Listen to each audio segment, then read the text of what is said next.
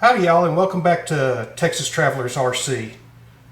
As I said in my last episode, which was also my first episode, I'm going to work on a portable building board. Back when I was in this hardcore 20 years ago, there was a company called Wright Engineering, and they made building boards. It was a plywood board. It had aluminum rails on the bottom of it. And it had like 3/4 inch cork on the top of it. It was high quality cork. And these boards back then were expensive. And when I got mine, I thought I was really living in high cotton.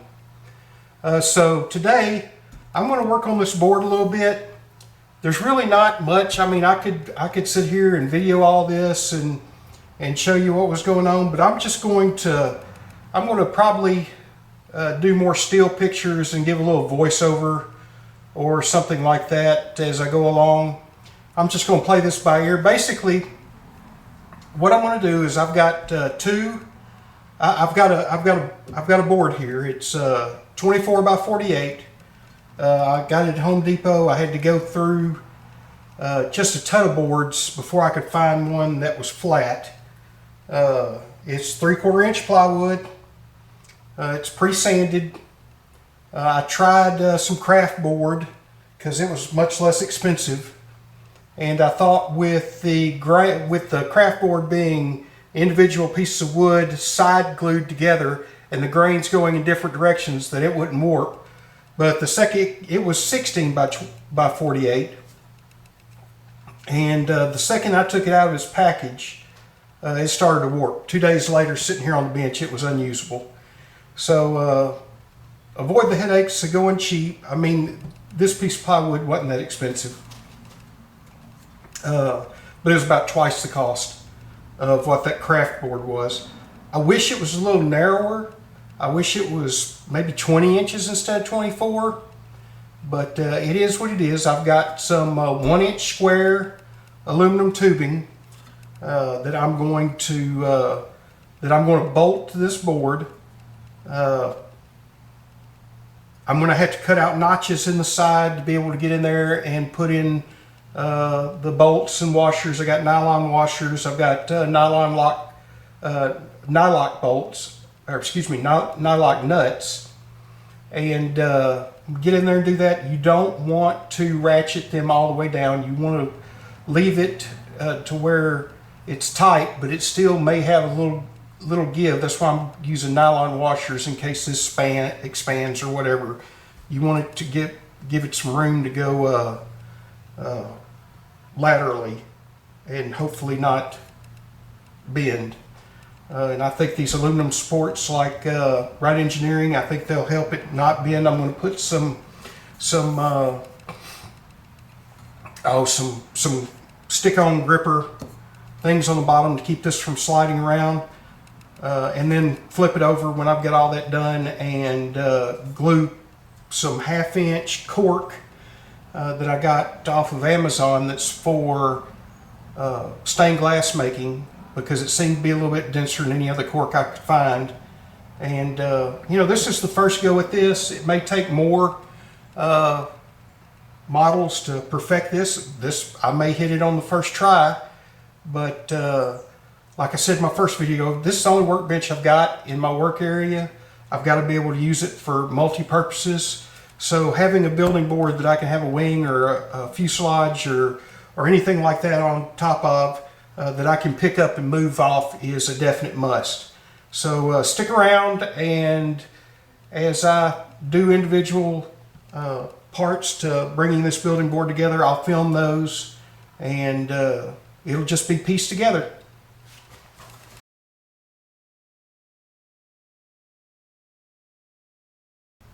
So off camera, I've gone and done the second phase of this, where I have cut squares in my aluminum tubing down here so I can access the nuts and bolts. They're not going to be put on the board facing up. They're going to be put on their side like this, so I can go in from the sides and we keep the bottom flat and one piece. I will say that I used my Dremel with the cutoff tool to make these squares, and it was not an easy process. And no, they don't look machine finished or anything like that, because frankly nobody's going to see it. I freehanded all of it. It is what it is. But I will recommend that if you're going to follow me and do this, that you take a very fine grinding stone and just go in there and clean this out after you cut the squares open, to get all the little bits and pieces and sharp edges that could nick you as you go along. Don't use a coarse grinding stone. All this aluminum is going to do is load that up and make it impossible to use. So the next thing I'm going to do is, I have the places where my holes are marked on this board. I'm going to drill from the back side, which is what I'm working on now, to the front side, and then I'll flip the board over and I'll test fit the screws, and I'll counter bore the other side to cover up the screw head, so I have a flat top on the other side. And I will get back with y'all when I get that done and kind of show you where I'm going to go from there. Alright, I'm back at the table. I've drilled my holes, I've countersunk them on the building side. All I'm going to do now is I'm going to center up where my squares are with the holes I drilled. I'm going to make a little mark down here. I'm going to find the center of that bar. I'm going to drill a hole that's a little bigger, probably 2 drill sizes bigger than the actual bolt. And then I'll start bolting them in from the other side. Catch you in a bit.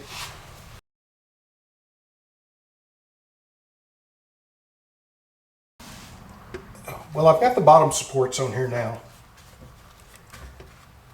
These nylock nuts, they're just barely a tick more than hand tight, and the reason for that is, if this thing starts to warp or anything like this, I want to be able to put pressure on one end or the other, the middle, or whatever, so I left some adjustment in there.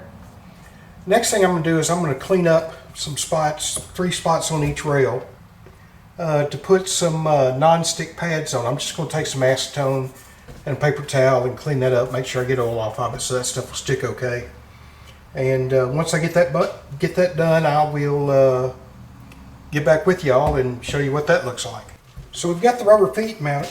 Well, I call them feet. They're really just pads. It was some 3M adhesive-backed non-skid pads that I got at Lowe's. We got that on there, so we are finished with the bottom, unless we need to make some adjustments to get the top of this flat. So let's look at the top right quick. I got a level over here. We'll check it right quick to see how it is across there. Look good, look good. Good across there. Good across the middle. This thing is flat. It is flat, and that's what we've got to be careful and make sure that everything on this is flat, or as flat as it can be. I do have my table does have a little bow in it, so it's trying to pick up on that edge. But man, this thing's taking off. What I want to do now is I'm going to take some thick CA, and I'm just going to fill in these holes, these countersunk holes a little bit, trying to lock the head of these bolts in there. And I'll put a little coating of thick CA in there, and I'll hit it with some accelerator and get that going. And then I'll make sure this is all clean and doesn't have anything on it. It doesn't need to be sanded or anything like that. And then we'll talk about putting the cork top on it.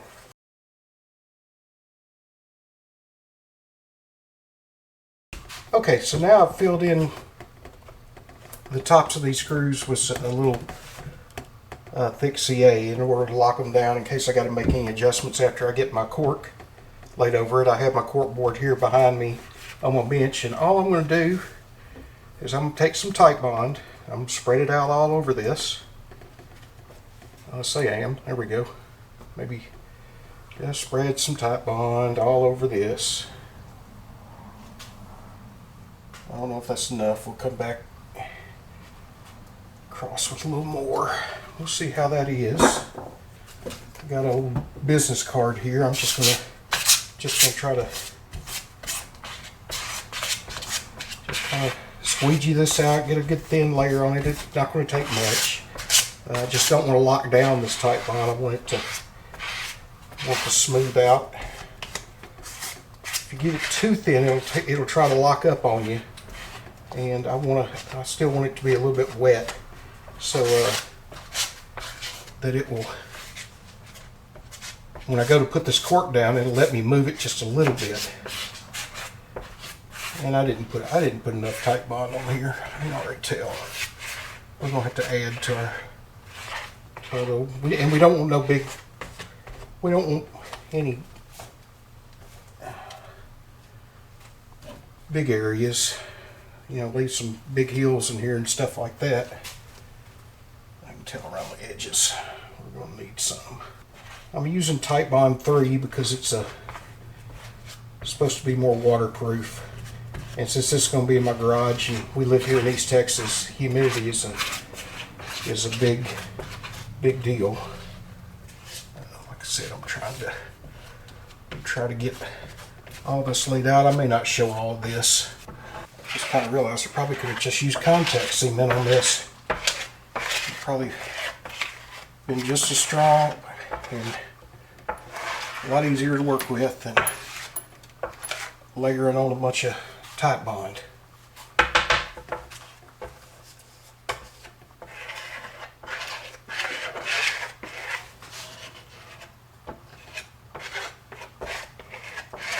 Okay, we're going to call that good for now. So I've got my cork. Like I said, this is so thin it's probably going to lock up on me pretty quickly. So I kind of want to get this set and set. Yep, it goes right to lock up. Press all this down. Yep, it's going right to set. Get this other piece right here. I have to go seriously. Into where we want to be. Yeah, because this stuff wants to lock right up. Hope my camera's not shaking too much.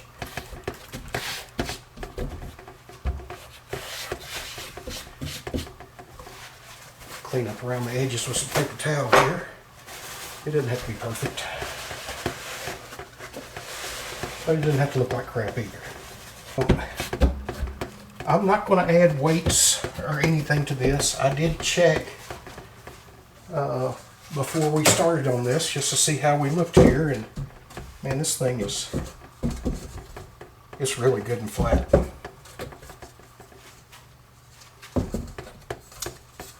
Guys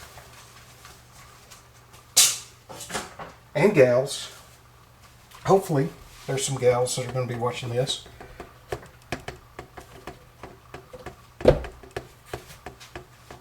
We have ourselves a building board. Just give this like 24 hours. We've got our cork surface. I think I mentioned that I got these 24 by 24 half-inch cork from Amazon. If you go and look at the cork board stuff, everything they have is really low density cork. But these are designed to do stained glass on, so I'm assuming they take pins well. They should resist heat. This cork is I mean, it's soft, but it's dense. I can't wait to see how it holds pen. We're going to give this 24 hours to set up, and then I'll get back with you with my final thoughts.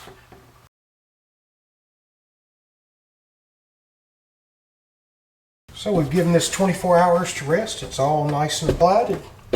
Now we have a building board. I am actually super excited about having this. I've taken some T-pins and they stick really well. I was scared this half-inch wasn't going to be dense enough, but I'm sticking them all over the place and they look great. So there we go. We have a portable building board. If I've got to use my workbench, I could just take that off. And if I've got something on it, just set it to the side and go. Anyway, if you think this is something you want to do, it didn't cost that much. I think I got like $60 in it, and I probably spent a little bit more than I should have. It was really easy. And hopefully it'll turn out to be a great board. I am ready to get to building on it because I've got a lot of stuff to do. We've got a lot of stuff to share with y'all. I was going to do a video about tools, but people will have to find their way in this. I mean, other than like a hobby knife with some number 11 blades and glue, which everybody has their own opinions on what glue to use for what, most people have at least enough home tools to get started. You might need a hobby knife and some nice straight edges. You're going to need something to put covering down. Back in the old days, they just used clothing irons. Nowadays, we got nicer irons than that. But take your time. You don't have to invest a lot of money to start out. You just have a hobby knife, some sandpaper, some glue, and get started, which is what I'm looking forward to doing. Hope all of y'all have a blessed day. Gentlemen over 40, please get your PSA checked.